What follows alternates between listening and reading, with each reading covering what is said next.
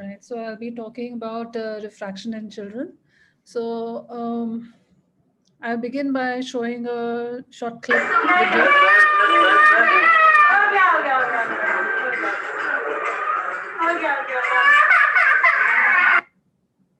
So this is just to show how challenging or frustrating it is to do a refraction in a child, not to deter anybody, but we just have to change a few tactics to be successful in our pediatric refractions. Um, so, what are the challenges of pediatric refraction? First of all, there is inability to get an accurate or reliable visual acuity. Especially the pre-verbal children or even the verbal ones are unable to give an accurate visual acuity. So we cannot rely on the subjective refraction. Also, there is a variable control of accommodation. Smaller the child, the more is the accommodation.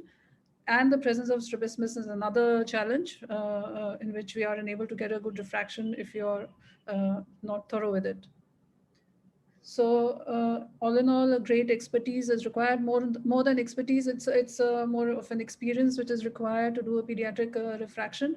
And a lot of our postgraduates, graduates, when they begin, they just come up with the thing that the child has been uncooperative. So the word uncooperative is not acceptable in the pediatric ophthalmology. All children are uncooperative. You have to go around them to get the work done.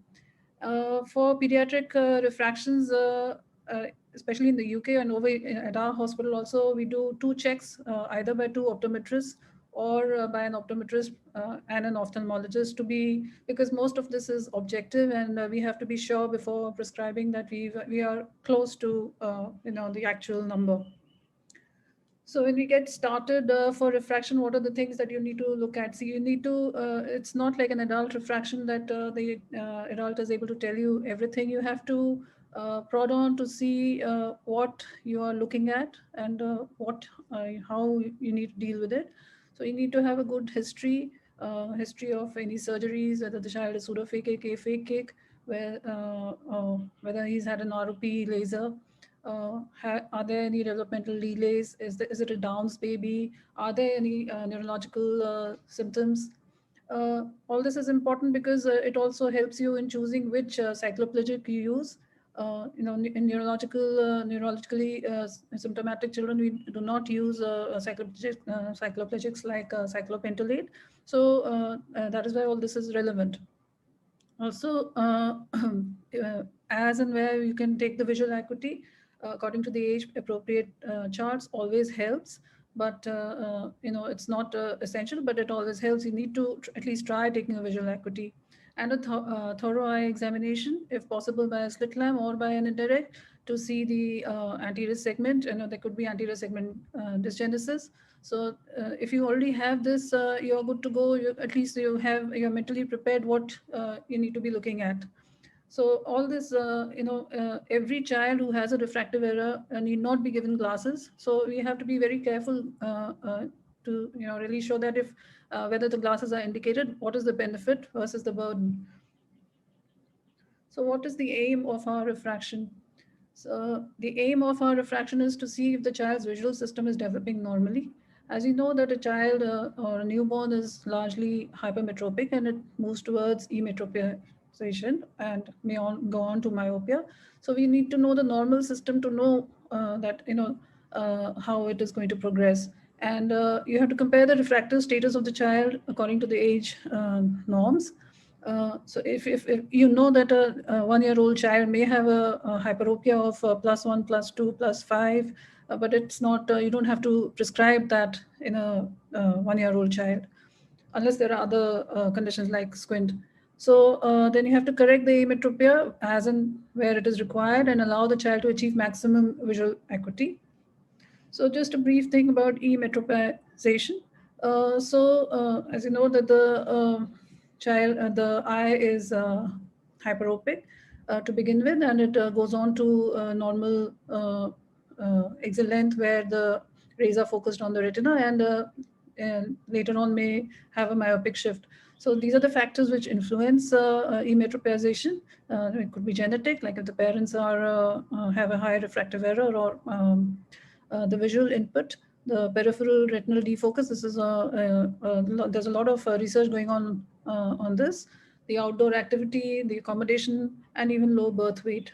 So this is just a graph to show that newborn child is largely he can have plus numbers, whereas in 6 to 8 years it's nearly zero or emetropia.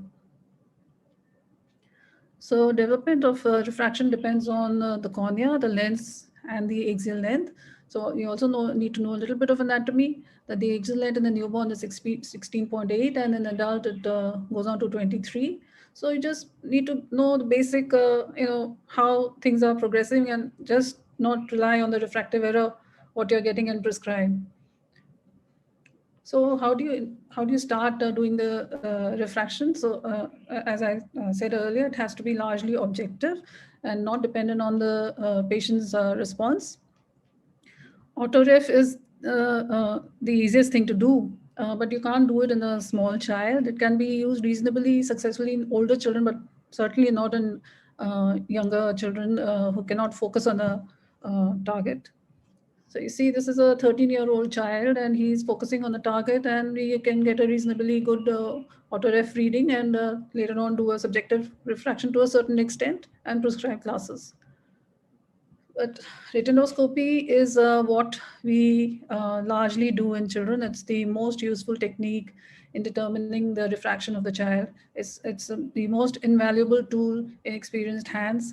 And it not only determines the refractive error, but you can also know whether it is a regular or an irregular astigmatism. And you can also look for opacities in the media. A lot of keratoconus patients are picked up on retinoscopy itself. So this is really an invaluable tool, which every ophthalmologist, I think, should know how to use. Especially in pediatric ophthalmology. I mean, it is you cannot do pediatric ophthalmology if you don't know how to use a retinoscope. So this is one of our optometrists. She's doing an over refraction in a child. So what are the things that what are the retinoscopy tips you use in a child? So you use a lens rack where the lenses are stacked, and you have very little time to have the child's attention. So you have to be very quick about it. Or you can hold individual trial lenses in front of the eyes. Pediatric trial frames can be used only in older children, and full aperture trial lenses are preferred. So this is a retinoscopy rack where you have these lenses stacked up. These are the plus lenses, these are the minus lenses, and you can just move them up and down. It hardly takes a minute, and you at least get an idea whether the child is hyperopic or myopic or astigmatic. So it's very quick and very handy. These are the methods of retinoscopy, a dynamic or Mohindra technique. These are basically done for looking for accommodation, but in our setting, we usually do a cycloplegic refraction. Yeah. So cycloplegic refraction is carried out in all new patients, and especially there is a suspicion of poor vision, unusual blinking, rubbing, watering, recurrent chalazion stye. This is the most common, sort of symptom that we encounter. Do not ignore it. Do refraction. The child may be having a refractive error. And of course, squint or a large exo or esophoria, or if there's a family history of squint or high myopia, high hypermetropia. I can't finish. I think we take it off if your time is beyond. Oh, can I not extend by a minute? Doctor, we are totally time bound today. Okay. So if you can just give us a conclusion, please.